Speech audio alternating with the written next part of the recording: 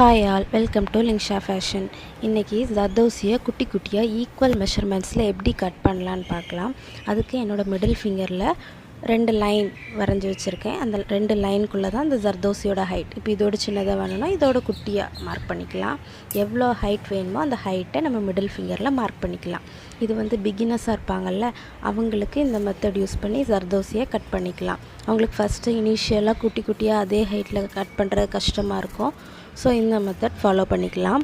First ஜர்தோசியை அடுக்கி வைக்கிறேன் ஸ்ட்ரைட்டாக. நம்மளால் எவ்வளோ ஹேண்டில் பண்ண முடியும், ஒரு 4 to 5 அடுக்கி வச்சுக்கலாம். வச்சுட்டு மைல்டாக ஒரு ஸ்ட்ரெச் நான் கொடுக்குறேன்ல, அதேமாதிரி மைல்டாக ஸ்ட்ரெச் பண்ணிக்கணும். அப்போ தான் ஸ்மூத் ஃபினிஷிங் இருக்கும். அல்லது ஜர்தோசி ஸ்டிஃபாக இருக்கும், அந்த வளைவு நெளிவுலாம் அப்போ தான் கரெக்டாக வரும். அதுக்காண்டி ரொம்ப இழுத்துடக்கூடாது, மைல்டாக இழுத்துட்டு அந்த லாஸ்ட் ஃபிங்கர் இருக்குல்ல, நம்ம சுண்டு விரல் அதை வச்சு அதை அப்படியே லாக் பண்ணிக்கலாம். அப்புறம் எவ்வளோ ஹைட் வேணுமோ அந்த ஹைட்டை கட் பண்ணிக்கலாம். அப்புறம் அதை எடுத்து அப்படியே மேலே வச்சு இந்த ஃபஸ்ட் பாயிண்ட் மார்க் பண்ணிப்போல அதில் வச்சு மறுபடியும் அதே மாதிரி சுண்டு விரல் வச்சு லாக் பண்ணிக்கோங்க. அல்லது மறுபடியும் ஜர்தோசி மேலே கீழேன்னு போயிடும், அப்புறம் மறுபடியும் அரேஞ்ச் பண்ண டைம் ஆகும். ஸோ அப்படியே மேலே எடுத்து வச்சு கட் பண்ணால் ஈஸியாக இருக்கும். ஸோ இந்த மெத்தட் ட்ரை பண்ணி பாருங்கள். தேங்க்யூ.